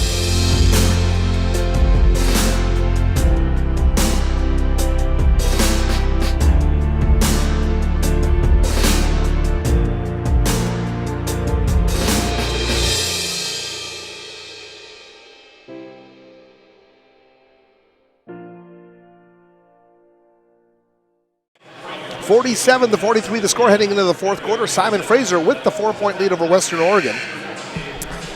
Wanted to let you know that hashtag Consent Matters SFU throughout the month of January, members of the SFU community had an opportunity to participate in hashtag Consent Matters SFU, a conversation to raise awareness about consent and resources available at SFU in the event of sexual assault. You can watch everything about what hashtag Consent Matters SFU meant over the month of January on the YouTube channel athletics.sfu.ca/ClanTV. And as we return now to the fourth quarter of play here from the West Gym, the crowd in anticipation here is the Clan hinting at the separation with the basketball in white tonight. On pink night, there's the three ball, and it will fall for Homer. As Homer backpedals down the floor, what a glorious season she's having from beyond the arc. It's a great start to the fourth quarter here. Obviously, the Clan outscoring Western Oregon by 6 in that third quarter, and a good start to put them up here by 7. Wow, they have always had the answer, and Bromagem will knock down the triple there. So Western Oregon brought their A game here tonight. They're hanging around, they refuse to go away, and they've been very effective defensively, physical underneath, but this time they'll foul Alicia Roberts. And Roberts again will go to the free throw line. Now Alicia Roberts is getting her share of tripsy, and I mean she had a couple there to end the, well actually those were her first 2 of the game because the Clan were just not getting free throws to start this basketball game. So, you know, primarily a three-point shooter on this Clan perimeter, but nice to see her drive to the lane and, you know, take her defender off the dribble and get to the basket and draw a foul. Yeah, I've just noticed a more physical mindset with just about everybody in this starting group right now. And maybe that's going to be the difference. And when you've got a player like Swant out there and a player like Kett, there is a real, and I should say as well, a player like Homer. They kind of all buy into the same mindset about playing physical basketball. Sophie Swant's going to pick up a foul there off the free throw, which you don't see too often, but getting called for a hold, perhaps on a potential rebound, but the shot went in. So that's sometimes a call you might let go as an official, but nevertheless, the official did call a foul, and that'll be her second. Sophie's second of the game here. There's a drive to the free throw line. They'll kick back out to Miller, but a turnover is going to give Kett the chance to get Homer down the floor. Here's Swant, cross-court pass to Kett. Ellen for 3. Bingo! The crowd loves Ellen Kett. They know what her prodigious totals mean in NCAA basketball. The best shooter in Division II basketball from distance knocks down another one, 54-56. Yeah, she really showed on that one, making herself 3 for 4 in this game, but just an open look, trail post, kick out, and able to knock down the open 3 with a bit of a running start to it. Well, it was an 8-point lead. It was the largest lead of the game, but it's now back to 6. Western Oregon finding ways to just come down the floor and wouldn't give it high artistic points, but they know how to score the basketball in tough situations. They get a bit of a steal, get a steal underneath here. And Western Oregon, as we talked about, no player averaging over 10 points a game, but they find ways to score from all over, and still, with 8 minutes left to go in this game, no player for Western Oregon is double-digit scoring. So they distribute it evenly across the box score. There's a shot on the baseline that will fall for number 22, Kaylee Boschma. So just when you thought the separation was coming, Boschman now with 7 in the game. This Western Oregon team meeting the physical challenge of Simon Fraser, and it's getting pretty chippy out there. There's a player being picked up off the paint virtually every time down the floor. Yeah, and you talked about how they look like they're getting pretty aggressive out there, and you saw that the aggressiveness on the rebound there, and Ket picks up the foul, knocking a Western Oregon player to the ground on the rebound. So Ellen Ket taking her second of the game.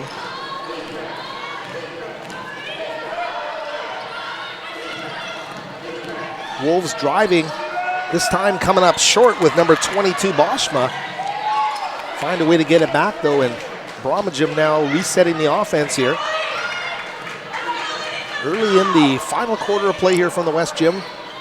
Simon Fraser with a 4-point lead, trying to get a weekend sweep here as they return home from 4 straight on the road. Feeding in the post, the turnaround move is not going to go for Natalie DeLong there.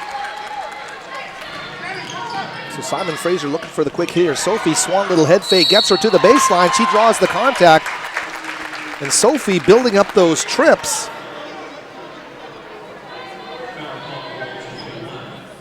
Swant, that is a bull to the basket when you look at the way she puts her head down and just gets there. These will be the 6th and 7th free throws of the game for Sophie Swant. And that's saying something when the Clan had 2 free throw trips at the half total as a team. You can measure the aggressiveness of Sophie Swant in the second half, especially by those free throw trips. And she makes that one. And they are getting more aggressive in attacking the hoop. Perhaps they noticed that they didn't take too many trips to the free throw line in the first half, so maybe that's something that the coaching staff here emphasized at halftime. And now, both teams have gone to line 16 times, so evening that statistic out here. Well, that's really evened up because it was a huge margin at the half for Western Oregon. And I think they were 11 of 11 at the half. Bromagem up top to Modershaw. She is sneaky tough getting to the basket, but this time gets sealed. 6:16 remaining, a 5-point lead. 2-possession lead here for the Clan. Simon Fraser trailed by as many as 7 in this game, so a 12-point swing from their lowest ebb tonight. There's Howie at the shot clock buzzer, the turnaround shot. Or check that, Kelsey Henry, apologies. Kelsey Henry is number 35.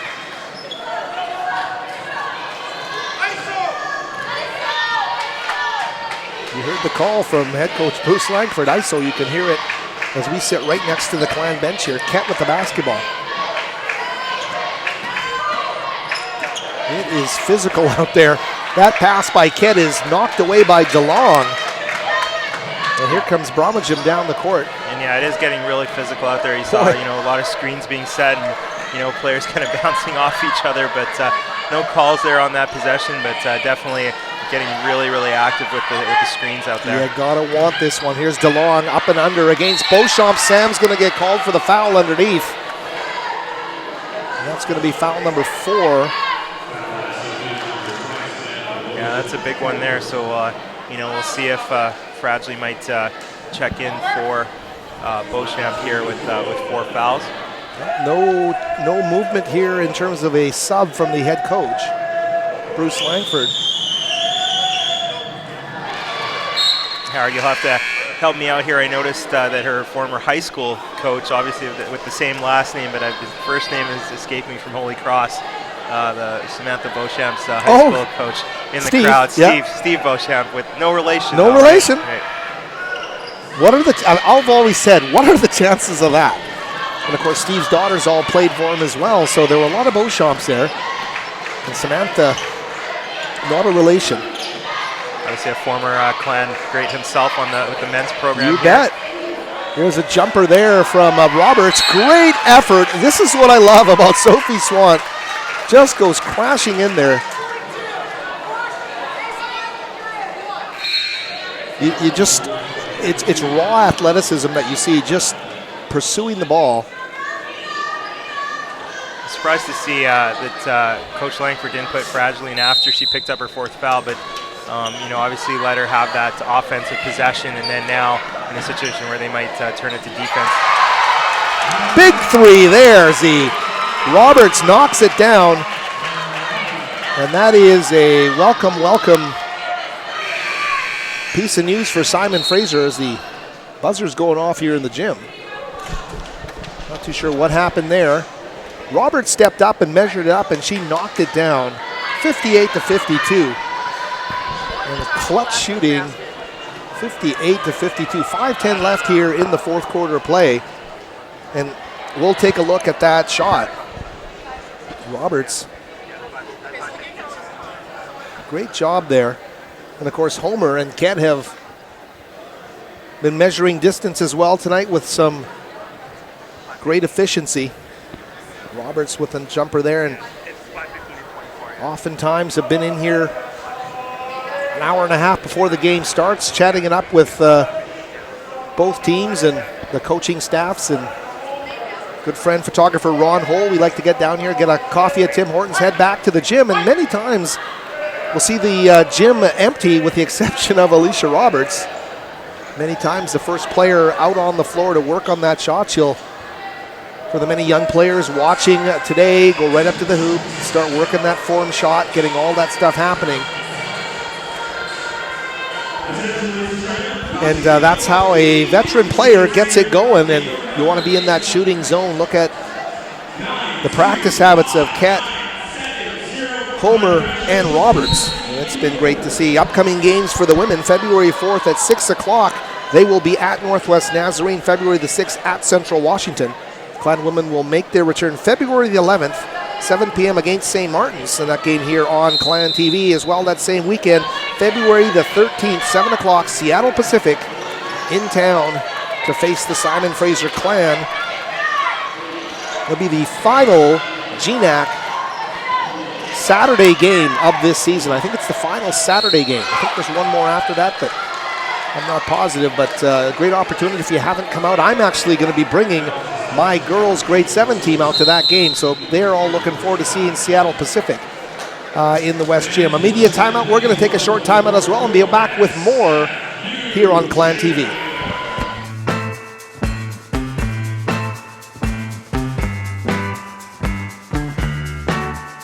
At any given moment at the keg, something special is happening. When I first came to SFU, I thought I knew exactly what I wanted. When I got into my second semester, I suddenly wasn't so sure what I wanted to do anymore. So I started to explore a little bit. Archaeology, communications, history, even kinesiology. And then I decided to go on exchange to France for a year. I was an orientation leader for a year, became a community advisor in residence, helped start a choir. I even took a rowing course. After SFU, I have lots of possibilities of what I could do, but whatever I do, I know I'll be ready for it.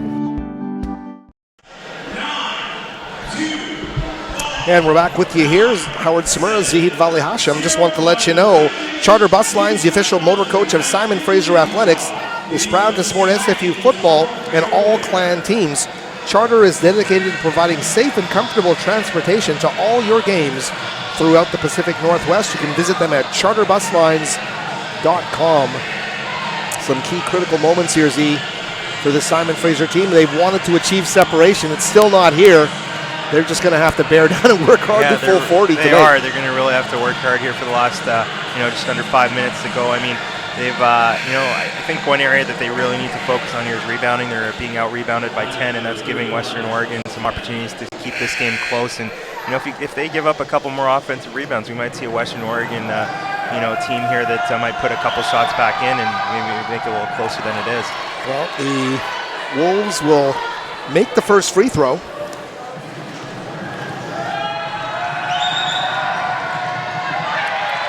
Tip drill underneath, and a battle for that loose ball is going to go to the Wolves, but Ket gets there. What a great job by Ellen Ket to get on the floor and get that loose ball, give her team possession. After Kelsey Henry went 1 of 2 from the free throw line. Here's Elisa Homer. Ket to Fradgley back up top. The Ket, the drive and reversal. Roberts a head fake there. Oh, tried to force the ball through traffic. Lucky to get it back with 7 on the shot clock. Tough shot on the baseline, a floater. What a shot there. That was a beauty. Shot clock was winding down. She almost lost possessions out of bounds, recovered it, turn around and over the outstretched big from Western Oregon. Wow, and the foul being called against Sophie Swanton on the other side of the floor. The Clan players, I believe they're Clan football players, very upset. They're all jumping around there, protesting the call. And that's a tough one. That's her 4th foul, so let's see if Coach Langford makes any adjustments here with 4 minutes to go. Well, Beauchamp with 4 and now Swant with 4.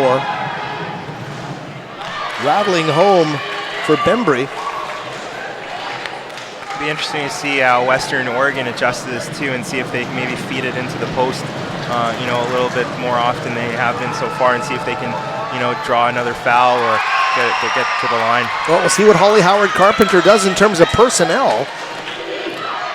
Right now, starting post, number 31, Emily Howie on the floor. They're going to bring in Bromagem at the point here, number 10. She's waiting at the minor officials table. She'll come in right now for Bembry.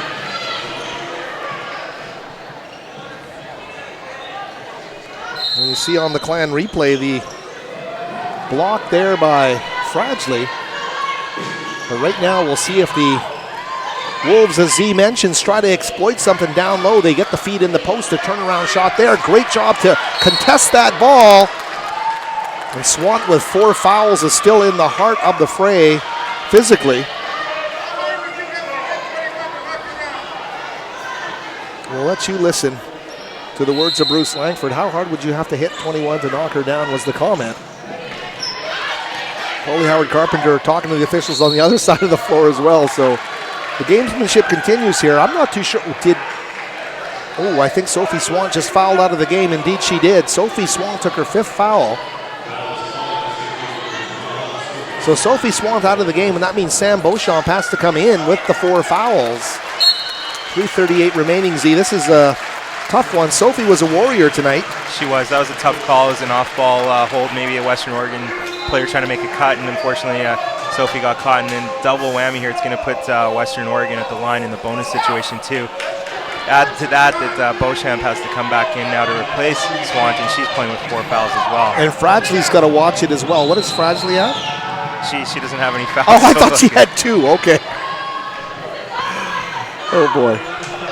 Well, that's a good sign if you're from a Clan perspective in terms of Fradgley able to do it, but she's got to exert herself, and really pressure being on Fradgley here now with that front court presence. Here is Roberts with the basketball. 3:28 left in the game. Clan in a bit of a pickle here. Fradgley with the basketball, trying to find some room, and her defender simply fell to the ground. I'm not too sure how that happened, but Henry just fell to the ground, and Fradgley took it to the basket for a layup. So a 6-point Clan lead, a 2-possession lead, and that was a big basket for Simon Fraser. Oh, and there we go. Sorry. That is a tough break. I'll tell you, that's a tough break for Bromagem, because that was a bit of a flop there. That it was, and also, it's tough in the situation that she's just setting up the offense, and it's not something that might have normally had an effect on a play, but in that situation, she pushed off and drew a foul, and now the Clan are going to have the ball back here, up 6. Well, you know what? It might have been a flop, but you got to give credit to Ellen Kett for playing it up and getting the call to work in favor of her team.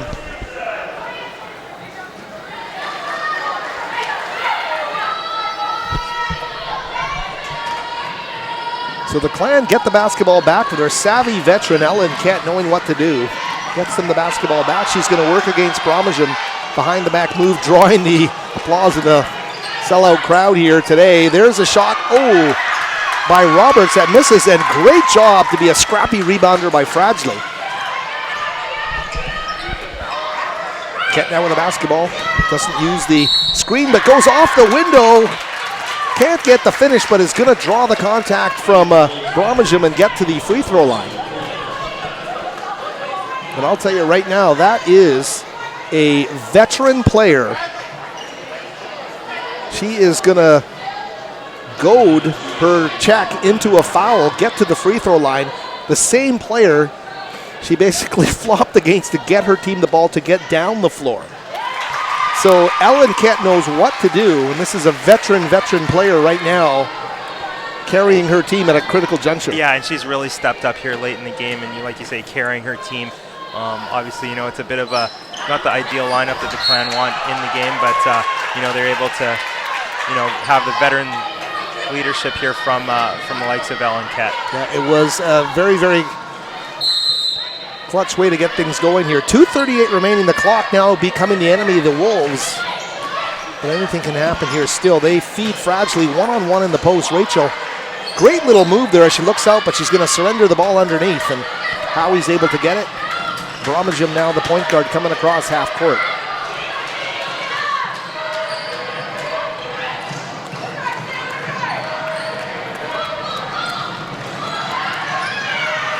It's going to be Henry putting up the three ball. The three has not been a part of the arsenal here for the Wolves tonight. 63-56. They need something to happen as we get to 2 minutes remaining here. Jumper. Sam Beauchamp tried to get that rebound. Howie got it, but it pinballs out of her hands. Fragilely gets it, and quickly the outlet to...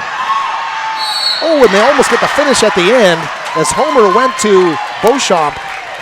And Sam gets crushed underneath the hoop. So 35, Henry is going to get called for the foul. It's going to send Sam Beauchamp to the free throw line. And it's going to be her first trip to the line. Didn't get to the line last game either, so nice to see her make a trip here to the free throw line. Yeah, you know what? And you see how hard she worked with the 4 fouls to run the floor.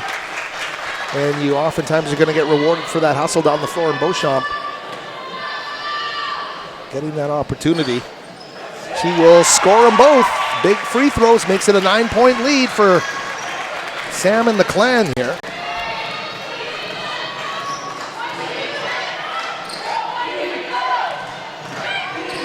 Drive to the basket, off balance, won't fall. And Azor with a tough physical play there, but couldn't come up with any points for her team.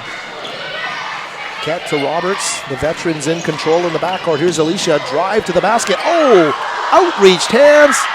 Contact underneath, but the Clan get it back. Fragilely for 3. Oh, not that far off the mark. And Roberts is taking more falls to the floor. Every time we see Alicia Roberts, she's being helped up off the floor.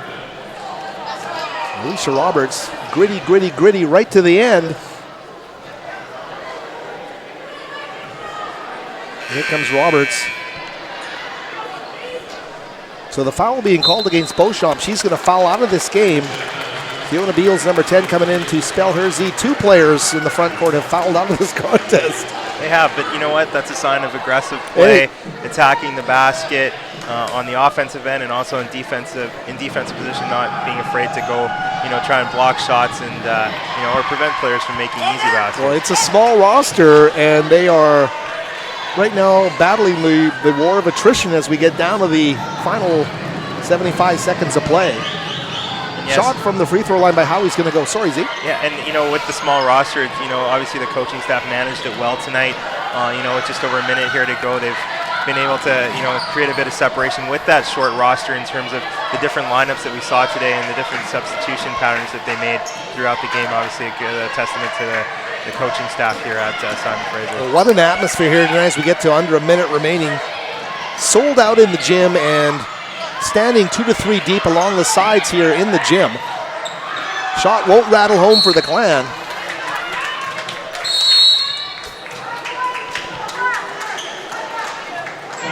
.9 seconds, a timeout on the floor, and one more key sponsor of Simon Fraser basketball they want to let you know about, and that is the Keg Restaurant. After the game tonight, visit a local Keg Restaurant and make that your best play of the night. How's that? Make that your best play of the night. See it tonight at the Keg Steakhouse and Bar. All the great sponsors. We thank today Nestor's Market, Simon Hotel, Pizza Hut, White Spot, Charter Bus Lines, and the Keg. All a part of supporting Simon Fraser Clan Athletics and Simon Fraser Clan Basketball. The first game of the doubleheader here from the West Gym. We hope you enjoyed the broadcast thus far. 47.9 seconds remaining. And the lead up to 8 points for Simon Fraser. And a new rule in the in the women's side of things is that in the last minute you're allowed to advance the ball. If you call a timeout after coming down with the rebound, and we haven't seen that yet this season here, but Western Oregon just called the timeout, advanced the ball, so they had the front court inbound. So they tee it up right in the attacking zone in the half court against Simon Fraser with that new rule change.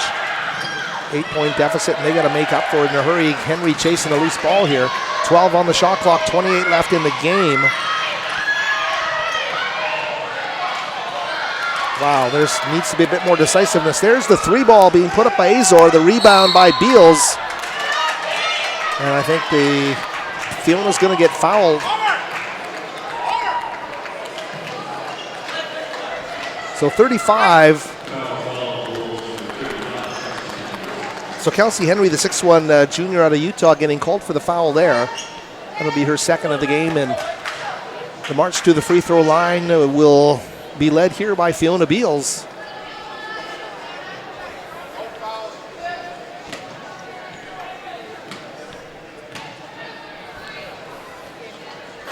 Beals missing on the first. The redshirt sophomore out of Riverside Secondary in Port Coquitlam. Makes the second. So some nice separation here for the Clan.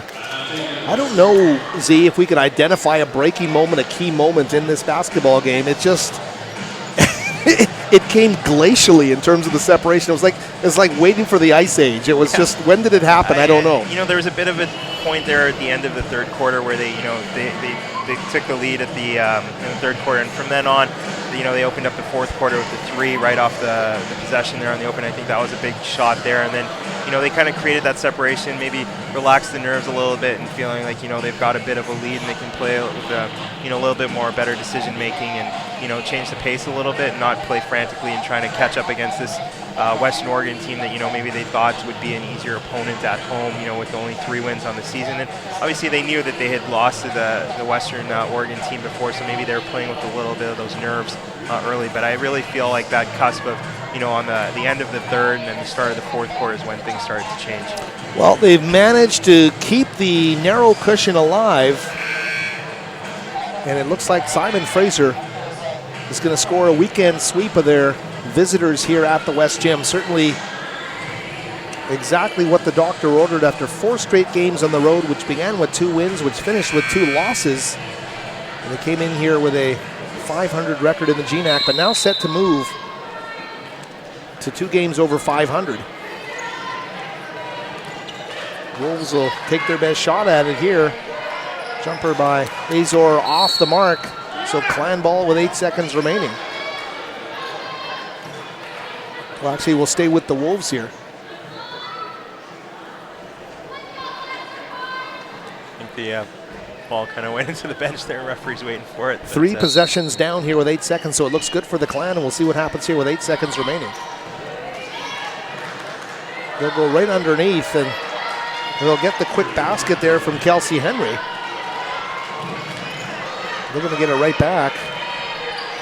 If they can hoist a 3, they can certainly make it interesting here, and they're going to miss it at the buzzer, and that's going to be the final score, 66-59. The Simon Fraser Clan coming up with a big victory here to move to 7-5 in the GNAC, 9-8 overall. They're over the 500 mark in this battered and bruised and injury-riddled group, battling the fouls, battling a very, very game and savvy Western Oregon team today, coming away with a 7-point victory, 66-59.